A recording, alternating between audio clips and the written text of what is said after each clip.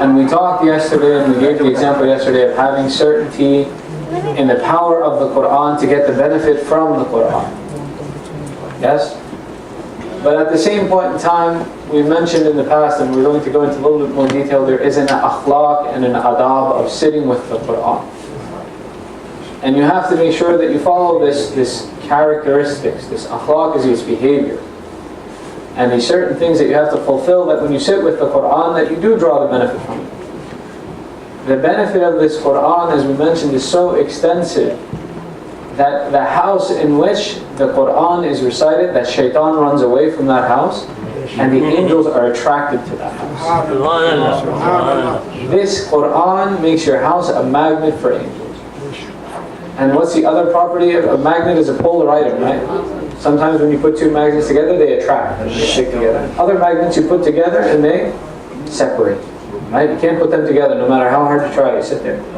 In the same sense, this magnet, this Qur'an, gives the reverse polarity to the angels so that they're attracted, right? Reverse attracts. And then it gives the matching polarity to shaitan, so shaitan stays away. Shaitan wants nothing to do with you the more you have a relationship with this Qur'an. And what you have to realize is that sometimes when you're sitting there and you have nothing better to do, a voice inside of you says, I should sit with the Qur'an. Another one says, oh no, I don't feel like doing that. Who do you think that is that's stopping you at that point in time? It's shaitan. Because once you open the Qur'an and you sit with it, then you don't feel like leaving it. You're like, I've opened it, let me read. You spend more and more time. But to get this benefit, you have to approach the Qur'an in the format that's appropriate. The first requirement of approaching the Qur'an in a fashion that is appropriate is to have wudu. It is not permissible for you to touch the words of the Qur'an if you are not in a state of wudu. It's very important.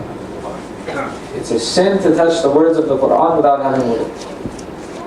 You can touch the bindings, you can touch the outside of the book, you can even touch the pages on the side, but you can't touch the words of the Qur'an. In the same way that if you see the name of Allah written somewhere, in Arabic specifically, you must have wudu to touch this. And as ihtiyat wajib, you should also have this wudu when touching the names of the ma'asumeen in Arabic. Same with English, you should be very careful with it, but it does not have the requirement of being wajib upon it. So the first requirement is to be in wudu. Now what goes with this is that you should have appropriate dress. Your clothing should be appropriate. You shouldn't wear something when you're reciting Qur'an that you would be embarrassed to wear, let's say, in front of the mayor, or the president, or let's say a really special person. You know, like sometimes they have guest celebrities come to your school, or they come to, the area. You wear very nice clothes. And then you have other clothes that if you were to be seen in them, you'd be embarrassed. Let's say like your pajamas, clothes that you're sleeping. Your dress should be appropriate. In the same way when you approach namaz and salat, your dress should be appropriate. It should be very respectable to us. It is, in fact, to the extent it is mustahab that when you go to pray, you should wear separate clothes which are specifically for the purpose of prayer. Because this is the respect of prayer. Our Prophet went to the extent, he said that even if you take and put a handkerchief in your pocket just because you are approaching prayer, to give that special notation that you are now approaching prayer. In the same way, when you sit with the Qur'an, your clothes, your attire, your behavior should be appropriate. You shouldn't smell bad. You shouldn't be like, I haven't showered in 3 days. Right? Especially in the summer. Very important to have very clean, very proper adab and approach to dealing with the Qur'an and having a relationship with the Qur'an. This is a very special personality that you have permission to spend time with.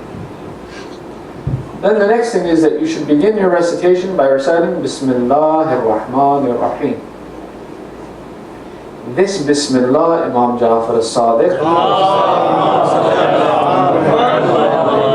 explains to us that Ism A'zam is in proximity to Bismillah in the way the white of an eye is in proximity to the color part of an eye, the black of an eye. Now if you think about it, if I make a dot on a piece of paper, it means nothing to you unless if I make the circle around it, that you see the white and the black together, right?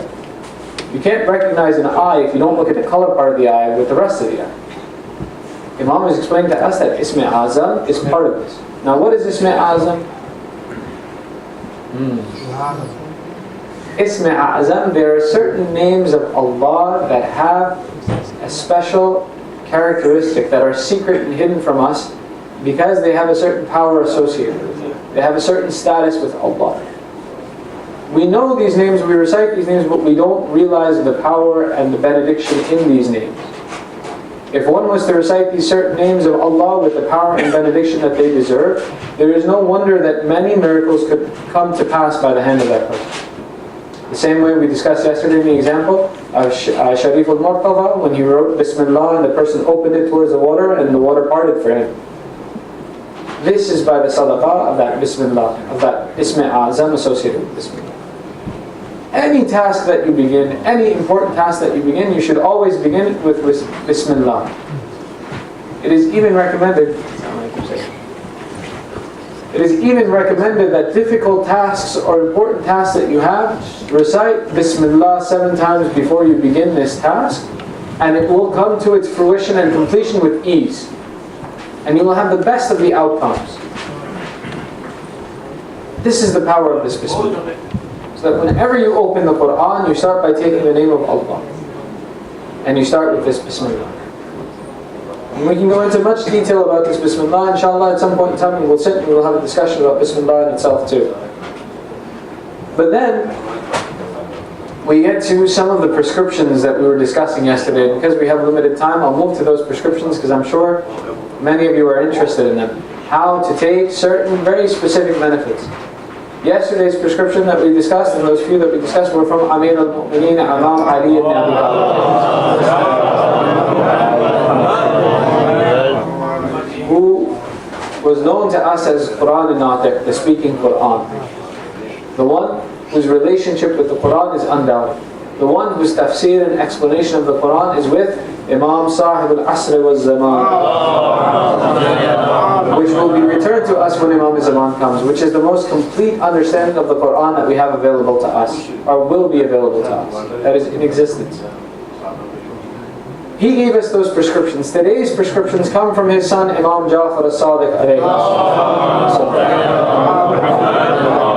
And they hold the same weight. That there are certain things that when you are in a state of difficulty, or when you are in a state of need, or when you need to improve your situation, or to take the benefit from them, these are the verses in the surahs that you can recite, and these are the particular benefits from them. Alhamdulillah, in New York, we don't really have to worry about earthquakes. But Imam Jafar al-Sadiq alayhi salam explains for those that have fears of calamities, of natural disasters, like earthquakes, like lightning, should recite frequently Surah Zilzal. Surah Zilzal is a short surah. But it goes even further to say that the person who has regularly recited Surah Zilzal in their life, when Malik al-Maut comes to collect their soul, the angels will say to Malik al-Maut, Ya Malik al-Maut, this was a reciter of Surah Zilzal. This was a person who built a relationship with the Quran. Make his death easy. This is the power of Surah Zilzal. Surah Al-Qari'ah is given the specific status of being a protector from the fire of hell. Now the fire of hell, not to, I don't want to scare you guys too much, but a little bit of fear is good too. The fire of hell is not like the fire of this world. The fire of this world, even when it's measured and it has to melt iron and it has to melt these substances, can get very, very hot. But the fire of hell is even hotter than any fire you can imagine on this earth. In multiple times. In some, it is said over 40 times hotter is the fire of hell. Others, it is over 100 times hotter. But imagine that the recitation of a short surah, whether before you go to sleep or when you start your day, can protect you from the fire of hell. Surah Al-Takathur, Al-Hakum Al-Takathur. This surah, Imam Jafar al-Sadiq alayhi salam, look at this blessing that we're going to keep repeating his name today, and we're going to keep reciting salawat and keep raising our status, and the angels will keep being attracted to this location. Let's recite another louder salawat.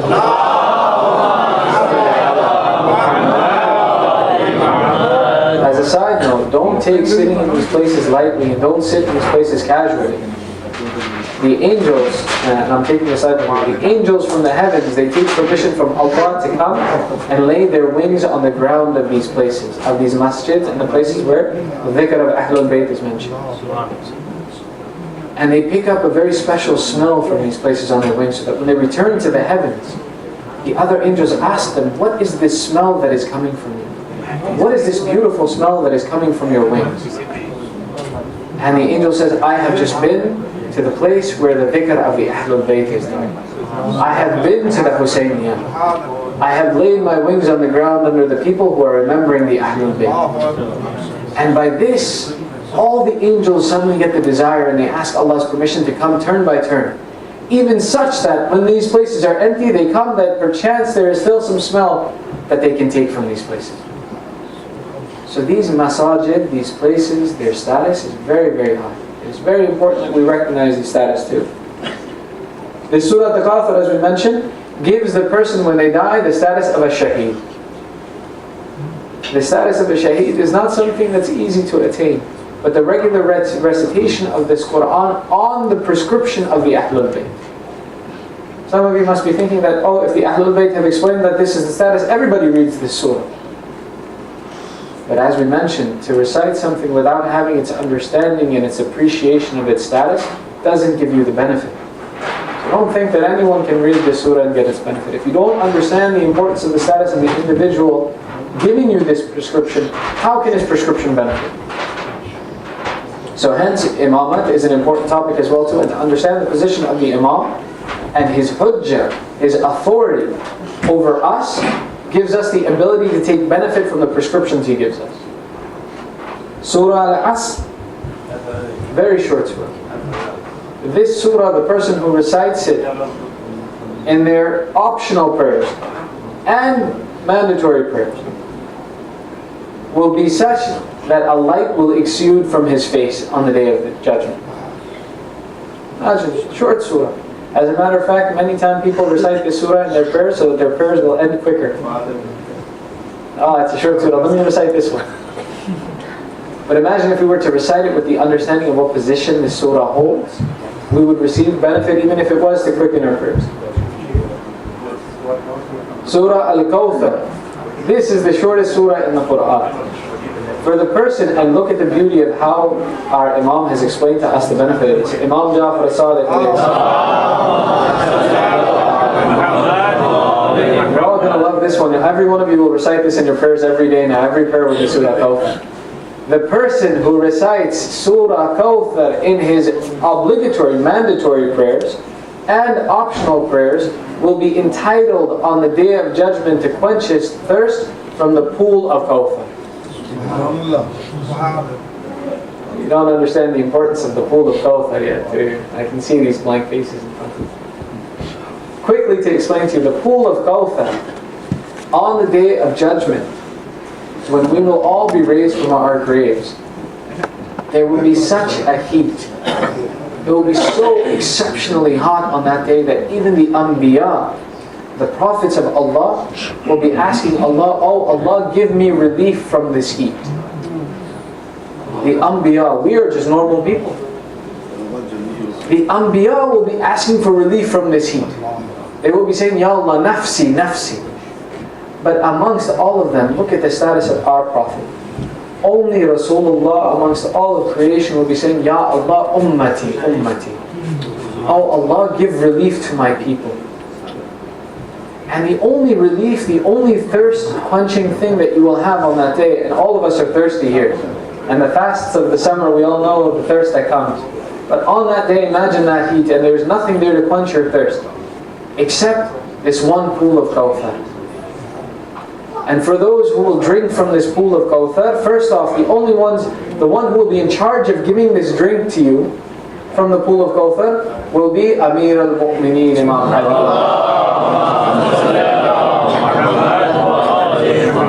And he will give from this pool of Kawthar to those people who are the friends of the Ahlul Bayt and have true love for Rasulullah.